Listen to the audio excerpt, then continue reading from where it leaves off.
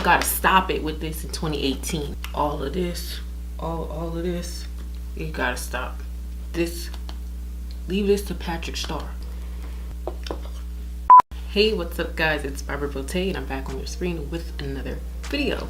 Today's video is going to be me talking about the proper way to use loose setting powders for people that are melanated and have a deeper complexion like myself. If you thought I was coming for you today in this video, I am. I am simply just the messenger. I am a vessel being used by the Lord. I don't want to hear it. Just let me say what I got to say. If you want to see how I got this look, just keep on watching. A number of brands make colored loose powders. Sacha Buttercup is one. Also Maybelline has a bunch of loose, like an array of loose powders, which are really good.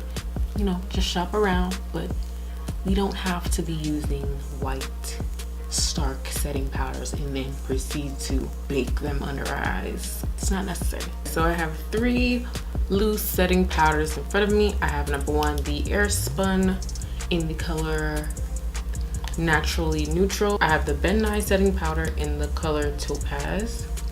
And I have the Mercier in the color Medium Deep.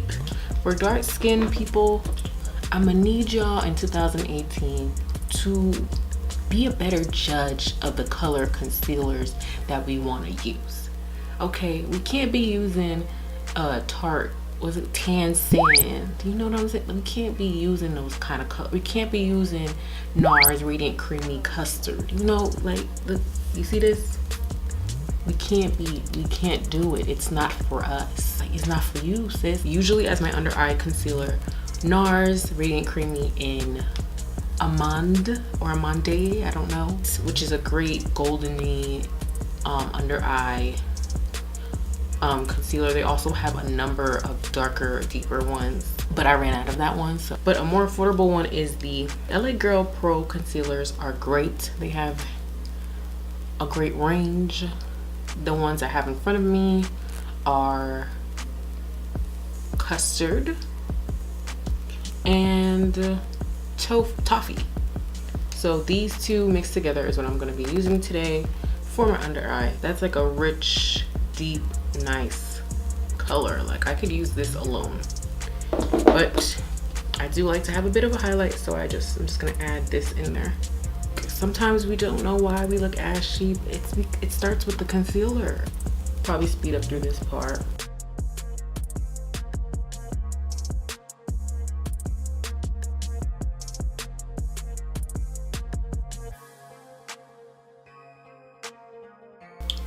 So I'm just gonna let that sit just for a little bit and I'll come back when it's all blended out. Okay, now that all my concealer is blended out, this is how it's looking. Looks good, looks great, but of course we wanna set it. Now what you're not gonna do with my complexion is take one of these, take a sponge and start going ham under your eye with one of these. Why? Because this is white. This will leave you ashy, and I don't care what anyone says. Even though it says translucent, it's not translucent. It's white. It's white. If you must use this, I'm going to demonstrate the proper way to use this. You want to take a fluffy brush that's like either tapered like this. This one is an e.l.f. brush. It's the e.l.f. blush brush because it can get under the crevices. The Real Techniques setting brush works great for this as well. You just want to take a little bit of this setting powder. I'm just going to dust off the excess. And you're going to go under your eye in sweeping motions like this.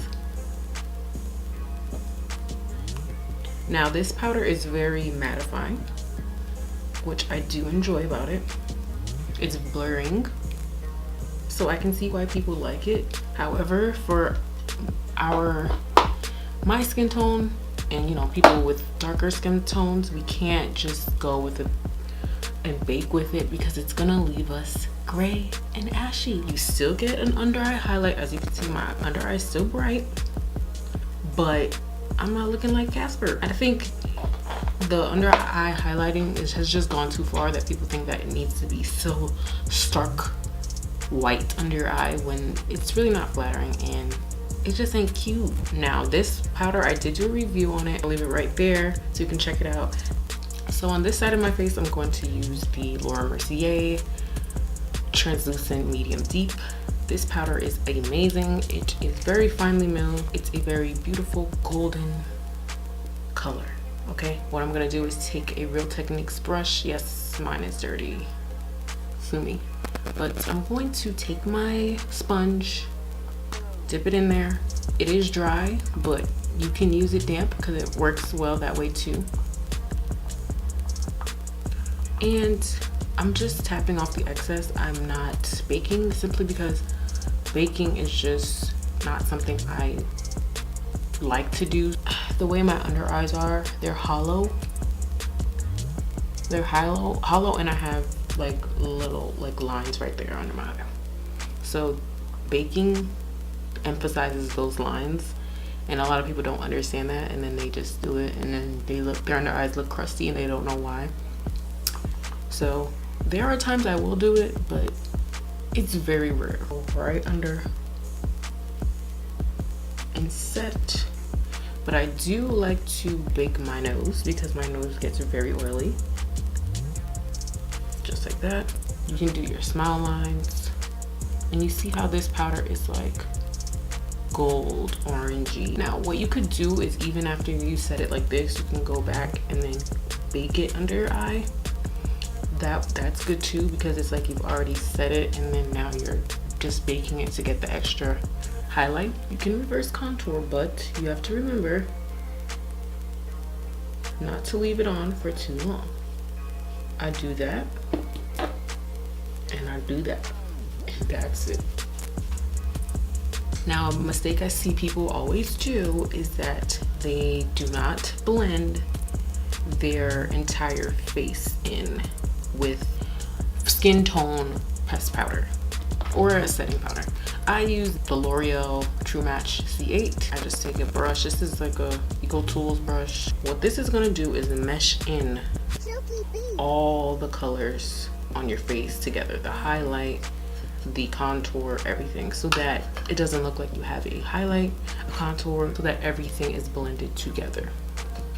I'm gonna go over everything with that face powder. This right here is a major key.